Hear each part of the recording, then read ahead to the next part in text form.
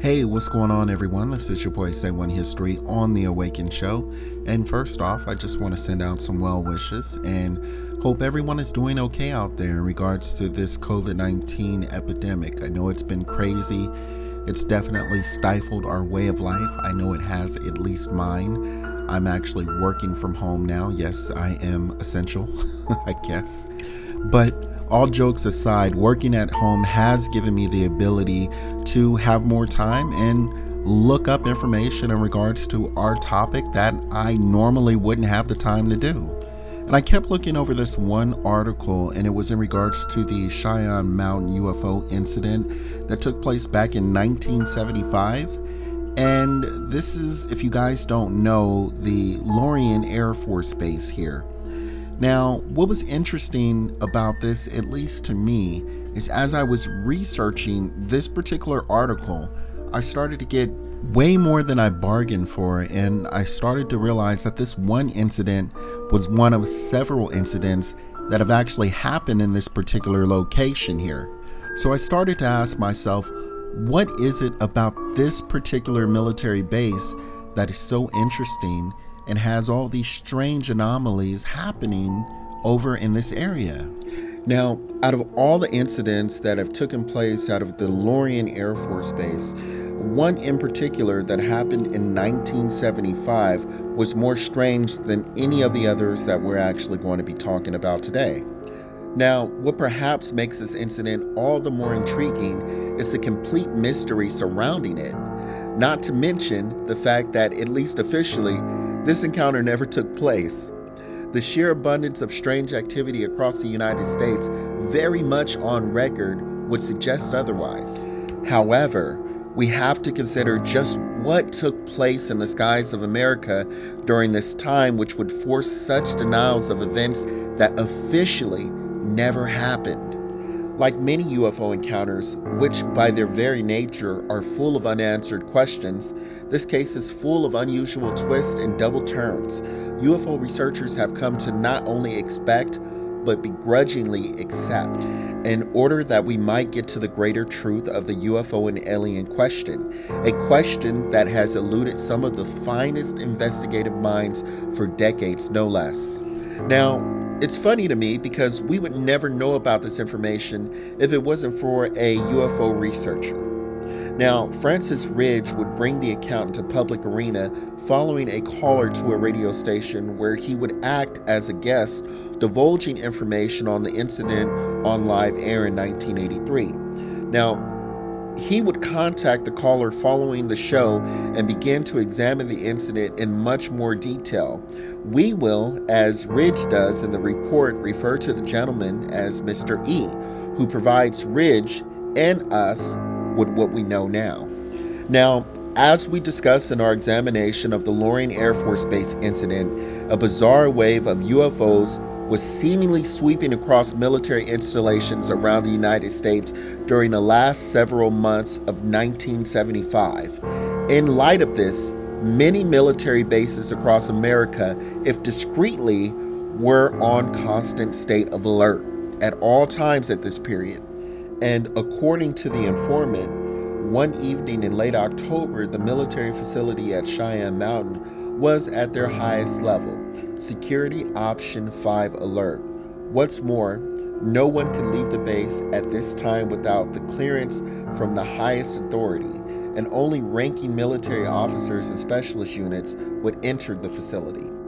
All personnel was put on duty, with some being rolled out of bed in order to do so. Furthermore, several jets would scramble from the runways into the skies overhead in one of the most extraordinary evenings in the base's history. Mr. E, along with several of his friends, was enjoying the first several days' leave on the day in question. After finishing their shift at 8 a.m. that morning, they had set out into the nearby woodlands and countryside to hunt and camp for several days. As they were enjoying a late-night supper around the campfire, at about midnight, they began to see the beginnings of the event that would soon recall them back to their base. At first, they believed they had witnessed a shooting star. They had also began to notice unusual animal activity around them, more specifically, apparent sounds of agitation. When they had saw two more shooting stars, they began to get the impression that something out of the ordinary was about to unfold. After quickly smothering the fire to decrease the brightness, they could clearly see three distinct and separate lights moving, apparently purposely in the skies overhead, Mr. E would state. Mr. E and his companions began to say they believed their eyes were playing tricks on them until the three lights lined up in formation and headed directly toward the mountain. Several minutes later, the sound of the facility's high alert tones rang out, meaning they were to return to the base immediately. They were approximately 45 minutes away from the facility. It was a little after 2 a.m. when they arrived. After showing their security passes, they were immediately sent to their post, still wearing their hunting clothes, and would remain there until 6 a.m. Interestingly, and importantly to this story, there were details of the incident that another member of the group should have gone hunting with them that day. However, before they had set off, he was called into work on radar duty. Knowing this, Mr. E and the others would soon find their friend to try to fill in the blanks of the excitement of the previous day. He would claim that he had tracked a UFO for a good 20 minutes during the high alert. He would continue that the movement of the object was erratic and weird. For several days, and perhaps very aware of the unusually intense and secretive atmosphere surrounding the night in question, Mr. E and the hunting group began to perform their own discreet investigations. When they were discovered that the log for the scrambled jets was completely blank, it was obvious that something out of the ordinary was underfoot. Incidentally or not, around this time, a unit that Mr. E would call the Air Force U.F.O Division would arrive looking to interview various personnel around the base. This would include Mr. E and his hunting colleagues, who would all be interviewed separately. The radar controller was also interviewed, and while it isn't clear if other personnel were subject to the same treatment, all were ordered not to mention the incident to any outside of the base. Mr. E would elaborate. Furthermore, the men were told the object was, in fact, navigational or landing lights of a standard aircraft.